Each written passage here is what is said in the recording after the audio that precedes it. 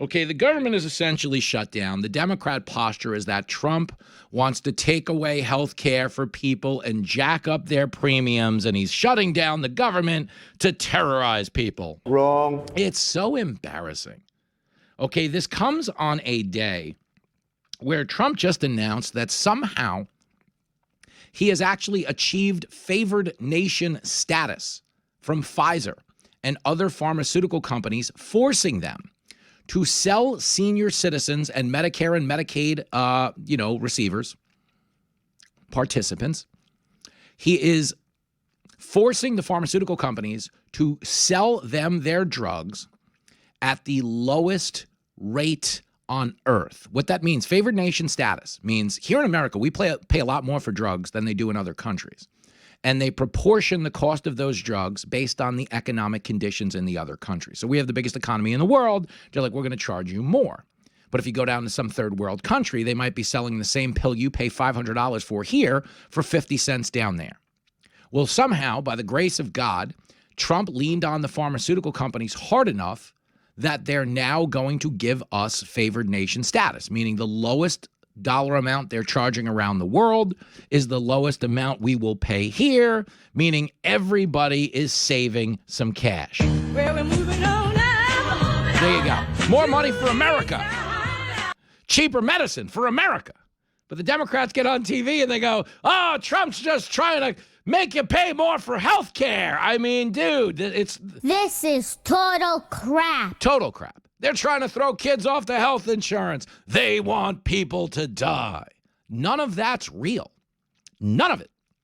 What's real is the shutdown. Yes, people that count on the government for a paycheck, whether they're federal workers or they're some type of entitlement recipient, will not get paid on time. And for a lot of families, that is a major catastrophe. Now, they're not going to shut your electric off if you're a week late. But if you're already 3 months late going into this week and the check ain't coming, okay, now you're talking about a different situation. This could be a problem. I've been there. I've been as broke as anybody listening to the show. Probably broker because you didn't have a gambling problem to go with the initial poverty.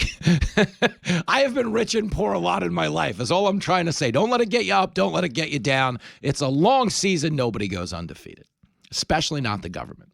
But when you see the government shut down, okay, and then it just becomes this exercise in, well, I'm blaming these guys, and I'm blaming those guys. You understand, and I tell you this a lot, and it's why we shouldn't fight over politics, okay? Republicans and Democrats are in the Republican and Democrat business. It's not in the you and me business. They're in the them business, okay? Republicans are looking at the shutdown, as any politician would, as, how do we use this to implement our agenda, curry favor with the voters, blame our opponents, and get things up and running again. Democrats doing the same, though. That's the point.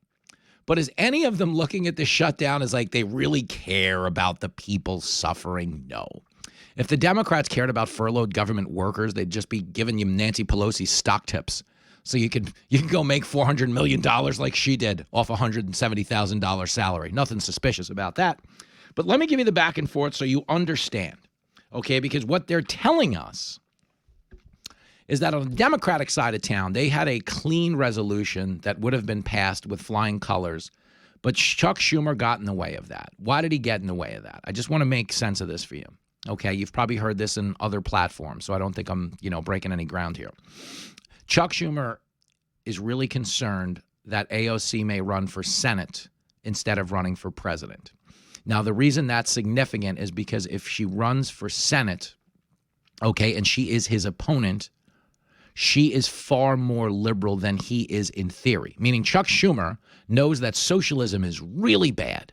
And Chuck Schumer held out on endorsing Zohran Mamdani, the mayoral candidate here in New York City. You know who didn't hold out?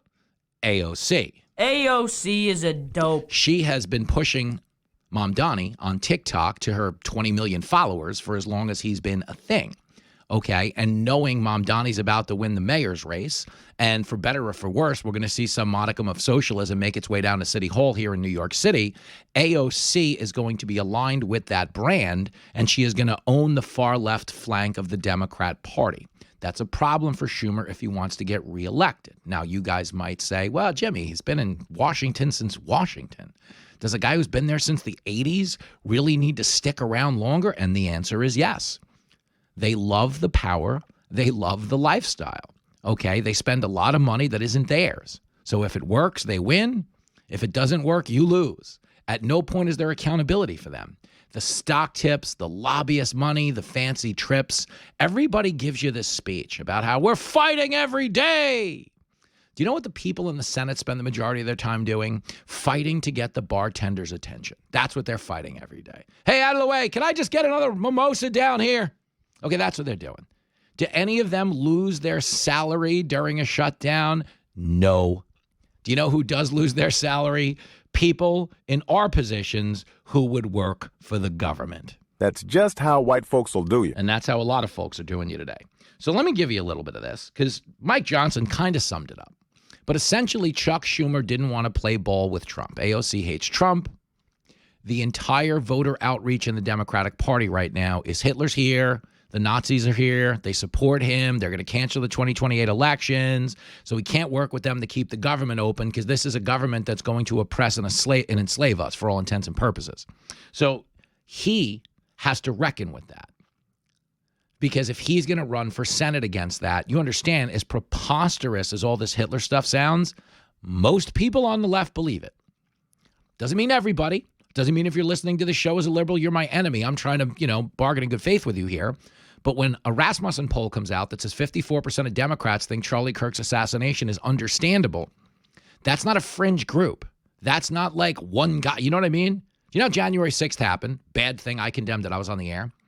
And they tried to make the claim that the, 4,000 or 5,000 people at the Capitol that day who ran inside represent every single Republican who ever pulled a voting lever, even though every single Republican who ever pulled a voting lever condemned January 6th, literally everyone. There's nobody who got on TV and was like, yeah, but. Whereas the Democrats, Luigi Mangione shoots United Healthcare CEO, yeah, but have you seen the premiums? Well, yeah, that's a good point. The premiums. Ever since Obamacare went into effect, the Democrats say they're shutting down the government over Obamacare. They say Republicans want to rewrite Obamacare. We're not going to stand for that. Well, Obamacare has raised family health care premiums by 80% since it went into effect. I don't see you doing any better in the booty department. Think about that. 80%, it's gone up. And the joke of it is they call it the Affordable Care Act. Does an 80% price increase sound more affordable to you? The answer would be no. The answer would be no. But these are not serious people. But the point being is the Democrats want you to believe that the Republicans are taking us hostage, that the Republicans are trying to deny little kids and seniors health care, when in fact it was the Democrats who couldn't give us a vote to pass a clean resolution. Do you know what a clean resolution means? It means nothing changed from the last spending bill to this one. And here's a newsflash, guys. Nothing's ever going to change. Spending's gone up 6% since January, 6%. So for all the talk about Trump and Doge and everything, no politician, not Trump, not anybody, they are not going to cut spending. Not because they don't want to, not because Trump doesn't have the balls to pursue his ideas. He's pretty ballsy right now if you're watching Trump. But the reality of the situation is, for a lot of the things he needs to get done to happen legislatively, congressmen need to be willing to cut spending. Senators need to be willing to cut spending. And the only words in their actual internal vocabulary, if you work in politics, you are on a never-ending hamster wheel of fundraising. The only words in your vocabulary are, please give us money. Every room you walk into, hey, nice to meet you. We voted for you. My wife's a big fan. Please give us money. That's every single politician in Washington. Their job is to get more money. So as much as they like to say, oh, the Democrats are spending us into oblivion. Guys, we're $36 trillion in debt. We're the richest country in the world. You can't be the richest country in the world and $36 trillion in debt if one party has a spending problem. You understand? I admire your honesty. So the point is, Trump might want to cut spending. Washington does not. But to take it a step further, it is, in fact, the Democrats who wouldn't play ball and shut down the government because AOC wants the government shut down. And Chuck Schumer wants to potentially be as liberal as AOC should a primary break out for that Senate seat. Mike Johnson talked about it. Clip 5.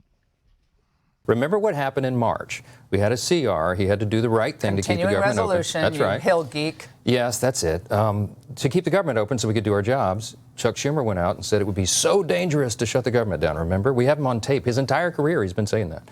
Now he has suddenly shifted gears. Why? He's afraid of AOC. He thinks he's going to get challenged in the next election, so he has to fight Trump.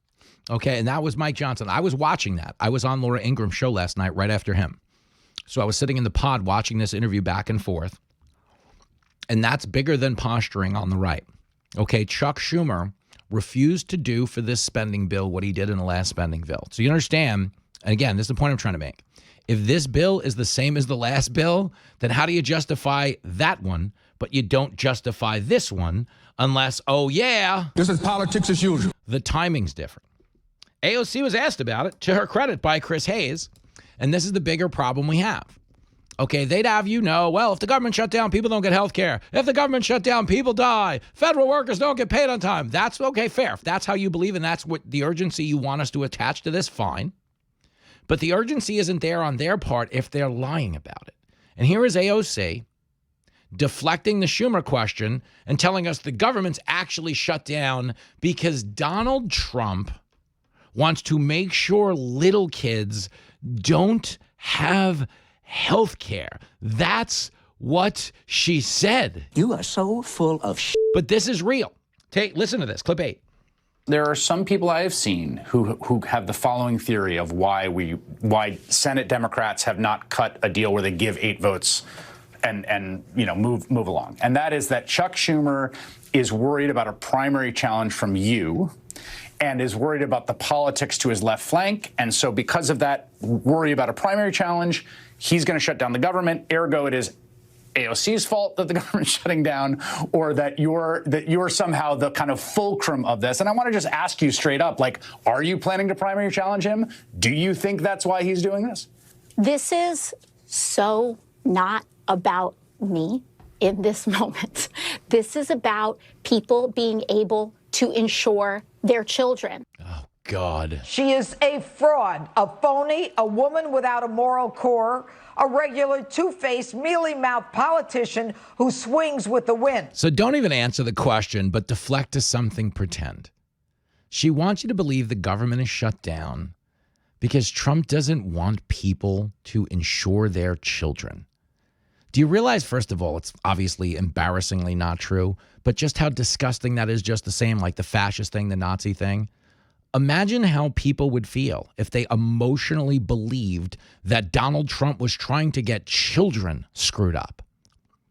This from the party that is convincing 5-year-olds they're trapped in the wrong body and need to mutilate their genitals and sign up for a lifetime supply of follow-up surgeries and medication and truly butcher their physical existence. Yet she wants you to believe they're shutting down the government because she's just looking out for children. The point is, they don't take this seriously, so neither should you.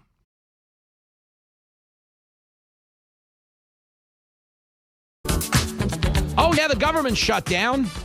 But let's be honest. Nobody wants to hear me talk to a lawmaker that I have to carry through a 12-minute conversation and create the appearance of them having a personality. No, ma'am. If you're going to talk about a shutdown of the government, you talk with a woman who shuts down the bars of New York City. The K-train has rolled back into the station. Thank you very much. Well, maybe they should keep them open later, Jim. 4 a.m. schmem. What's going on? I'm just getting warmed up. You know, by the way, COVID actually nuked New York. You know, the city that never sleeps? Everything closes now. Yeah, I know. It's stupid. The 24-hour diners on Long Island close now. Yeah, there's no bar around us that is open after like 10. Never. And that never was, we were New York. We'll go all night. My bladder by then. They've just homogenized this 10. It's sad. It's not good. Okay, racist. Kennedy is here from the Mamdani campaign, trying to bring it a better tomorrow. This show is so anti-queer, like the NYPD. And it's funny. We can't have any of it. Which is, and it really does parallel with Mamdani because you're dressed like a Ugandan man right now. Yeah, there it is. Okay.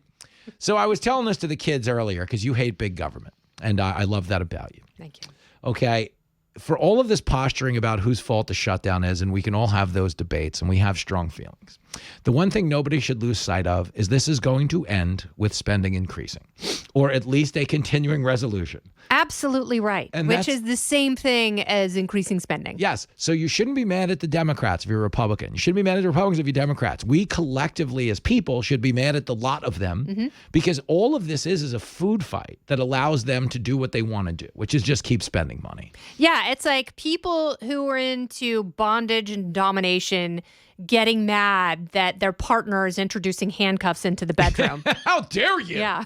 Hey, hold on a second. Gimp, go outside, sex gimp. Honey, come in here. I want to talk about this handcuff thing. I'm not some weirdo. This is not okay. Hey, get the goat back out in the yard, Jenny. Let me pull out this butt plug so you can hear me clearly. Yeah, you can't hear me. Jenny, get that thing back outside. Okay, let's have this conversation, But that's the truth. And, a lot of, J.D. Vance was speaking at the White House press briefing earlier, and the Republicans had a clean resolution and blah, blah, blah. They did have a clean resolution. But do you remember having this conversation? Me and you had this conversation in the spring. We said you can vote for a politician for 7 trillion reasons. Do not, under any circumstance, vote because you think they're going to cut spending. And do you remember when they were having this? But do you remember when they were having this conversation in the spring? And they were saying, and a lot of conservative people in media were saying just the same, well, no, you don't understand. They've got to do the continuing resolution. The Democrats have a little leverage. September's coming. And that's when you make the real move. Yeah. Well, September's here. And what were they trying to pass if the Democrats had played ball? Joe Biden's spending levels. Yeah, Joe Biden's budget. Yes. Like, that's what they're trying to pass. And it was interesting because Thomas Massey took issue with all of it. Yeah. Because it's like Republicans aren't being any more responsible on spending. Nope. Democrats claim to be the party that's against government shutdowns because they want more government. Yeah. They want big government, as much of it all the time, always working, always taking tax money. Do you want a body shot? The Republicans are wide open for you now. They keep going, Schumer shut down. The Democrats should be saying, we will not help Donald Trump in passing Biden's budget. It's a Biden budget. Yeah. Guys, you don't hear that in conservative media because everybody else just wants to get you riled up. The enemy's here. Yeah. We're not doing that. All they want to do is give health care to migrants. and maybe there is some end around. I don't know. There's all kinds of chicanery. But the point is, neither party. What happened to Doge? Imagine. Like, remember when we had a very short fad where we were actually cutting just redundant and wasteful government? So you make this brilliant point, okay? And I want everybody out there to wrap their mind around this, okay? Think about how addicted they are to government spending, that the guy who wanted to trim that got kicked out before the guy who wanted to trim the pharmaceuticals. Because the pharmaceuticals, I mean, they are, in Pulp Fiction, you're sending the wolf. They're the wolf. When it comes to lobbyists, they're going to get it done. Give me a cup of coffee, milk, 2 sugars. If I'm curt with you, it's because time is of the essence. Okay? But the pharmaceutical guy is still there. The Doge guy was out in minutes. Oh, yeah. They kicked Vivek out in about an hour. They're like, you go run for governor. And people found him annoying. They had to get him out. They didn't want him in the circle. But then they brought in Elon and gave him another week. And they were like, he's on ketamine, something about Epstein Island. Get him out of here. Because they're not going to cut money. And I don't want to be part of the illusion in media that tells you it's a Democrat problem exclusively, because it's not. No, it's not, because money is power. Yep. Whoever controls the government controls everything. Yep. And the more money you have, the more control you have over people's lives, over every decision you can make in every possible realm, from housing to healthcare to the border to the military. All of it's more. And it's like we're a friggin' methadone clinic for spending addicts. The government is the card dealer in Fargo. You know how he goes when he's arguing about the true code? He goes, these guys, always the same. It's always more. That's us. That's the politicians. Yes. Always more. Do you remember this guy when he gets mad at Jerry Lundegaard? He goes, you're a bald-faced. You're a bald-faced liar. A liar. You're a bald-faced liar, Mr. Lundegaard. I'll shoot it right over to you. That's the government. He's fleeing the interview. So the point is, it's all a scam. If you're the richest country in the world and you're $36 trillion in debt, you can't do that with one spouse having a spending problem on the Amex. No. It's both spouses. Yeah. That's the point. So I don't really indulge this because it's all theatrical. It usually doesn't end in a shutdown because they use the theatrics as a reason to justify continued spending. Yeah. This time around, there'll be some semantic gymnastics and they'll go back to the spending. They're both in on the fetish. No kidding. Like, they both know what they're doing, but they're acting outraged. Like, what? Yeah. You use whips in your lovemaking? No, Disgusting. I just want to be above board because when I turn on my TV later and they're literally pile driving Jessica Tarloff on the screen, it's like everyone's spending money. Everybody, and we can interpret each other's wish list all we want. If the Republicans were smart, okay, because the Democrats are doing the whole, we got to protect the Affordable Care Act. Mm-hmm. The Republicans should have been calling it the Affordable Care Act the whole time because if it's driven up healthcare premiums 80% since its passage, it's not affordable. Well, if you have to goose the program with pandemic level spending when you were worried that half of your country was going to die without health care, then there's something wrong with the healthcare system. Amen. So it's like, obviously, Obamacare is intrinsically flawed. And I know that there was a chance to scrap it. Maybe Republicans weren't as prepared as they claimed they had been for years and years. Not even kinda. But I got to tell you, there's something wrong with that system. Yeah. If this is the only means to save people's insurance. Thank you. And the idea that they're shutting down the government over that is just so silly to me because if they were truly concerned about access to health care and affordability, the Democrats would want to fix that bill. But they don't. They don't. No, not even close. They never wanted to fix immigration. No. I mean, think about this. They cut all the border crossings without ever passing the legislation they were holding it hostage over. They took 94 executive actions to repeal Trump's border policies. Then when it became a big enough political liability, we need an immigration bill at the border. And then they didn't pass it. Trump wins and solves all of it, at least the border problem anyway, pretty quickly. Yeah. In terms of 6 the weeks. system, no. But yeah, Tom Homan is the original steel curtain. That guy can stop the run.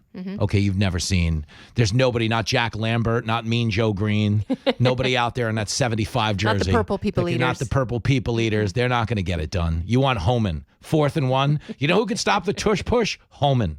He'd stop the tush push. I'm so glad you brought up Homan because I wrote about him in my Bad Bunny article for the Daily Mail. Oh, give it to me. Because I don't care who performs at the Me Super neither. Bowl Oh, I halftime love show. this. Go ahead. And it's like everyone's all up and I'm like, these are very serious times. Yeah. We have some big ass problems with our politics. This is not one of them. I know. Who performs it? What is wrong with you babies? Yeah. That you're crying 4.5 months in advance over who is going to perform at the stupid halftime show. Let's all admit it's dumb. Yes. The shows are dumb. Yep. Every performer is a lib. You're never going to agree with their politics. He doesn't sing in English. Who cares? Dude, we just did 4 years of a president who didn't speak English. I mean, most definitely, we're going to be all right.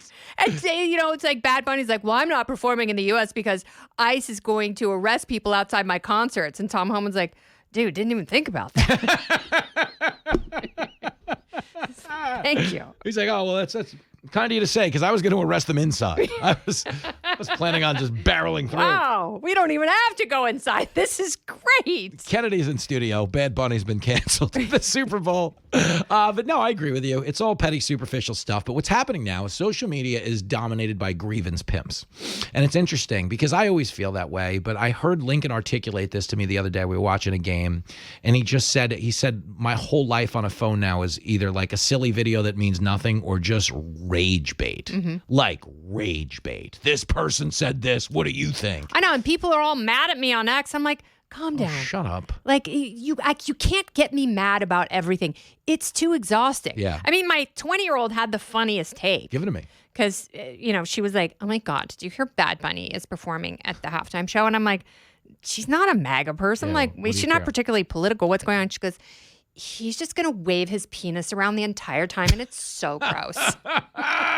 Speak for yourself, honey. She has a better argument than the pearl clutching conservatives who were like, we have to get mad about everything every single day. And unless Morgan Wallen is headlining for the next 10 years, I'm done with the NFL. Yo, I saw Roger Goodell is a fascist. I guarantee you, as we're doing this right now, okay, in conservative talk radio around the country, we're the only show not freaking out because Netflix has a show with a trans kid in it. And everybody on the right is like, oh, what did I do? This is evil. Showed you. Elon Musk is tweeting, cancel Netflix. But do you know, we just praised Netflix a year ago because Chappelle was allowed to make fun of trans people. Yeah. So they're giving you both sides of the coin. But the truth is, nobody wants both sides of the coin. No. That's the point. Even when they say oh, comedians got to hit both sides. They should hit both sides. Believe me. Do you know how many times I make fun of my audience on my TV show because they have when you hit it? Yeah. Yeah, We were talking about, let me give you a good one. This is really good. It was about Matt Gaetz. And it was a joke about, you know the bit. This is a stand-up bit. I'm like, my wife and I, going through a tough time. I'm just telling you this joke because the audience doesn't know it. I said, my wife and I going through a tough time. We're married 20 years. Every time we go to the Stop and Shop to get groceries, we run into my high school girlfriend. Awkward as hell, but that's going to change. She's going to graduate. Hey-o, get it? And I go, it's just a joke, but some of you are looking at me like, who let Matt Gaetz in here? And they go, oh. And the tag is, I go, somebody needs to tell that guy the policy is no child left behind, not no child from behind. And the audience goes like, oh, how dare you?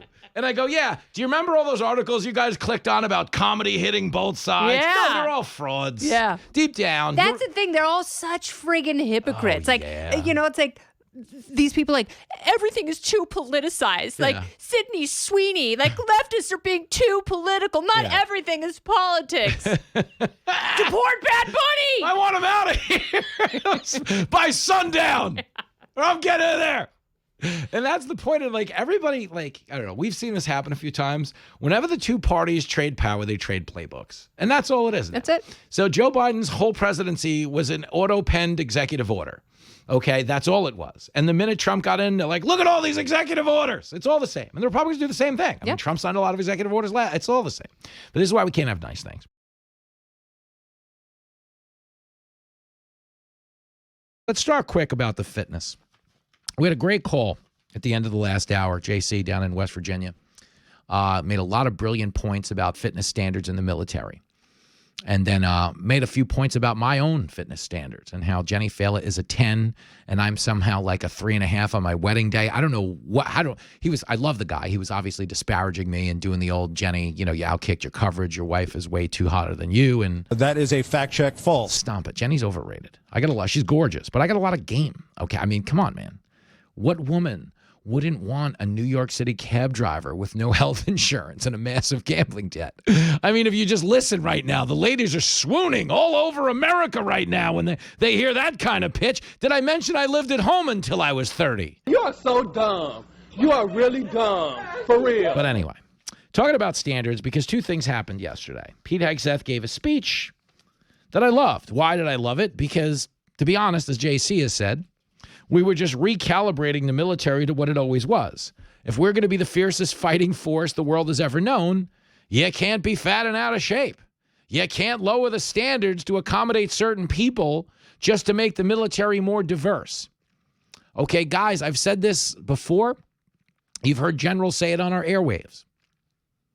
The military is the most diverse and inclusive bastion of society in America and has been for as long as there has been in America. Every ethnicity in America has always been in the military. For a lot of people who grew up in towns that had one consistent racial demographic, maybe it was predominantly white, predominantly black, predominantly Latino, predominantly Asian. For a lot of people, they'll tell you their first real friends that they made across the color barrier, if you will, were people they met in the military. They went there and found that diversity, and that's the real diversity you're looking for, okay? Is not diversity of appearance, but diversity of thought, different approaches to solving the same problem. The Democrats don't support that. They just want representation. And representation oftentimes comes at the expense of merit. Let me give you two quick examples. The Democrats decided that we needed a gay transportation secretary. Great. There's millions of gay people listening right now that could run the transportation department. But Pete Buttigieg, the guy they went with, happened to be the mayor of South Bend, Indiana, and where we're on the air right now, and had gotten the nickname Pothole Pete for his inability to keep the roads in optimal functioning condition. But the Democrats decided, because Pete Buttigieg was willing to drop out of the race and endorse Joe Biden, that they would make him the first gay transportation secretary. So they took a guy who couldn't handle the roads in a small town like South Bend, Indiana. I mean, obviously it's huge on game days. Notre Dame plays there. But they took a guy who couldn't handle the roads in South Bend, Indiana, and put him in charge of every single road in America. That's stupid. Use your common sense. Representation at the expense of merit. Kamala Harris. I mean, Joe Biden flat out declared, I'm going to have a woman of color as my vice president, which, by the way, is technically illegal. You cannot, federal law prohibits you from discriminating against job applicants based on their race. But remember the old Tesla song, signs, everywhere is a sign? Well, the sign said white people can't apply. Okay, that's the sign they put up in the 2020 election. That's not right. It's not right. But the end result was representation at the expense of merit, because they wound up with a vice president who was the lowest recorded vice president as it pertains to polling averages in the history of our country. Kamala is so stupid. A lot of people feel that way. But the point is, when it comes to the military, there's no room for discrimination on a battlefield, and there never has been. Okay, you want representation not at the expense of merit. You want representation with the maximum standard of merit, because here's a newsflash.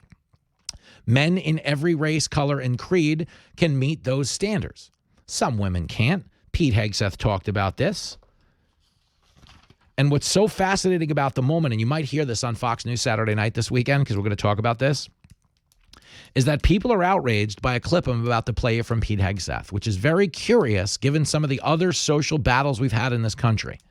Do you remember how they told us there was no biological differences between men and women in competitive sports, and that you got to let the men compete against the women because the men don't have a biological advantage? It's obviously absurd on its face. But the point is, Pete Hegseth just went out and said, some of the women aren't going to be able to meet the standards. That's going to change who's in certain positions. And now you got a lot of liberals going, hey, you can't do that to the ladies. What do you mean? Well, what do you mean? You told me there was no biological advantage for the men. Now you're telling me it's wrong to acknowledge that it is, which means you were lying from the get-go. Here's Hegseth, clip 21. This, and I want to be very clear about this is not about preventing women from serving. We very much value the impact of female troops. Our female officers and NCOs are the absolute best in the world.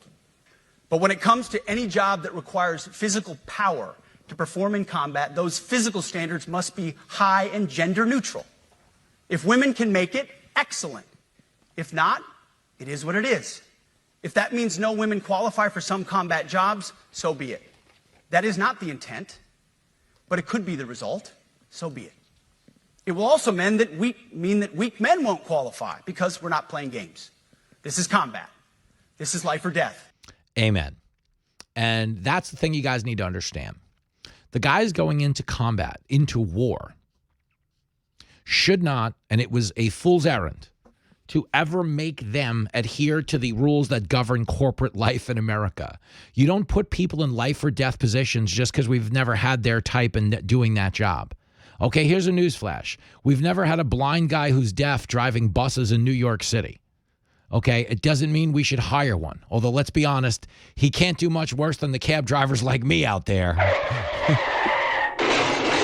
But the point is, there are certain attributes you need to have to do certain jobs. I weigh 245 pounds. I can't be a jockey. Like, you could make me one, but the reason we've never had a 245-pound jockey is because the other ones weigh 105 pounds, which means you'd be putting your horse at a huge disadvantage, because instead of, getting a guy who's, 5'1" and weighs 105 pounds, you get a guy like me who looks like he gets paid in chicken fingers.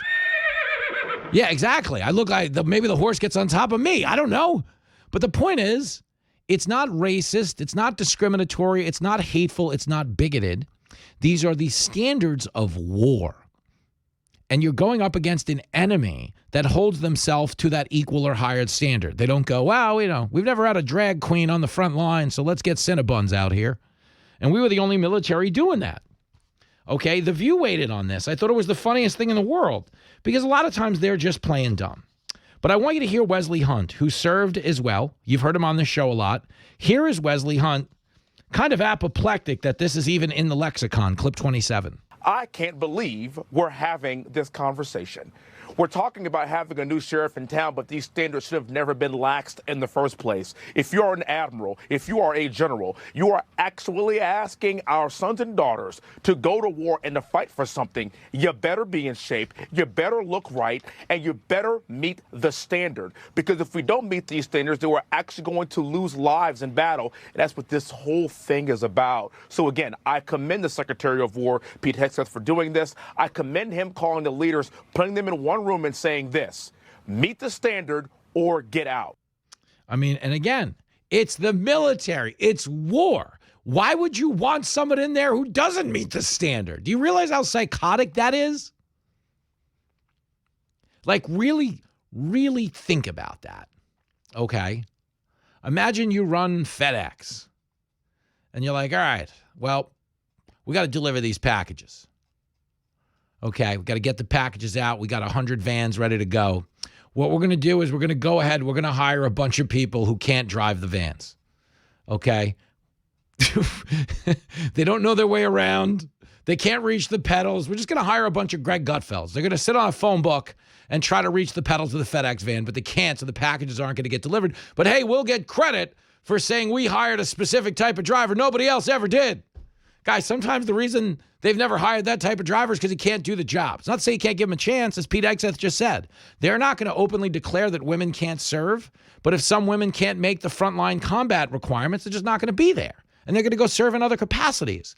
But you know what else he said? The same goes for the men, because it's war. Okay, the reason you can't adjust your standards is because the enemy doesn't adjust their standards. They don't go, well, don't kill those guys because they could only do 18 of the 50 push-ups that were required.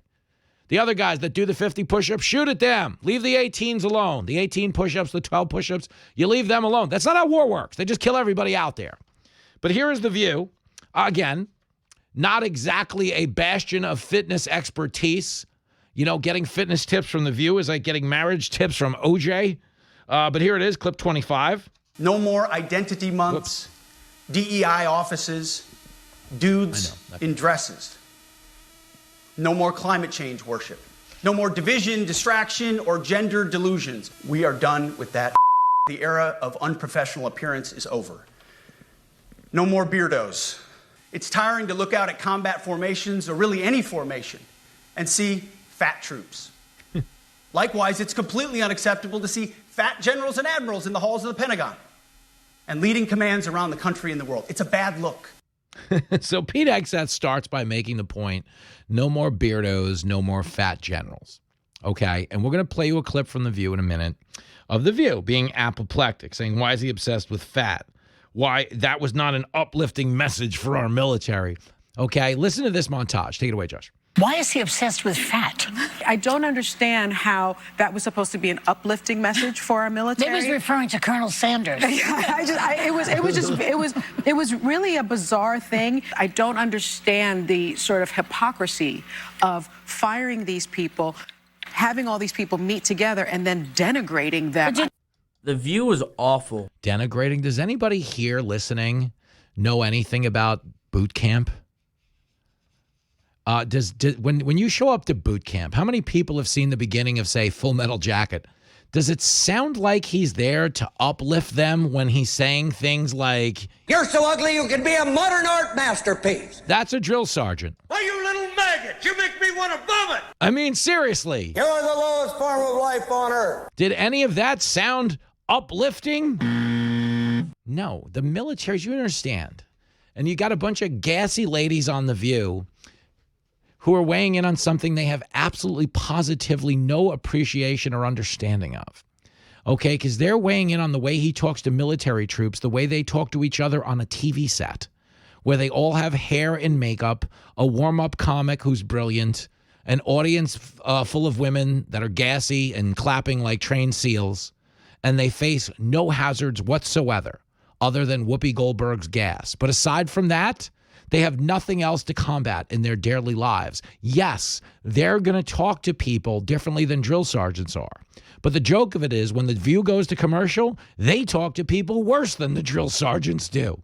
Okay, I have a really good friend who used to be a stage manager on that show and may or may not have left to go to NBC. And me and one of the comics who come on my TV show a lot talk about this woman quite a bit because she knows what goes on there. Dude, they go to commercial there and it's people are screaming and cursing. They don't talk to each other. Sometimes they go back to their dressing rooms. Yo, they hate each other on The View. But do you know what they hate more than each other? Every other little person around them. They are monsters. It's like Jurassic Park broke out of the cage and now people are just running for their lives.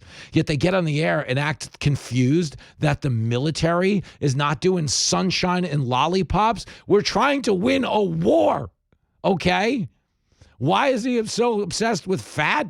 Okay, why isn't he? Okay, why wouldn't he be? Why were drag queens ever in the military? You were not going to defeat China's army that wants to wipe us off the map by going, look at how we make it rain with these dollar bills. No, you've got to make it rain hell, and that's why we're raising the standards.